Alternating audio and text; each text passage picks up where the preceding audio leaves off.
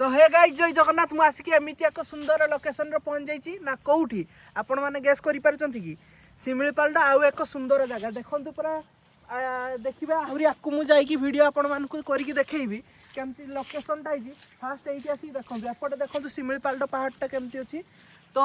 एपटे देखंतु पूरा सिमिलपाल ऊपर देखंतु पूरा केमती लागुजी पूरा माने एबे वर्षा होउछु हल्का फुल्का आउ आजी कोन आपण माने जानि छंती कि आज कौन आपण मैंने जानी आज हूँ अगस्ट 15 एंड इंडिपेंडेंस डे तो बहुत भाई माने राइडर भाई माने बहुत राइड कर एंड आम माने देश को आज स्वाधीन होता जो तार माने समस्ते भाई माने आज पूरा जातीय पताका धरिकी बुलूँ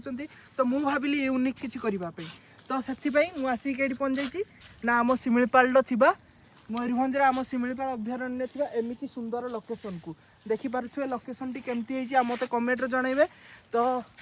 सांग मैंने पुणी नेक्स्ट वीडियो देखा रहुची लव यू ऑल जय जगन्नाथ।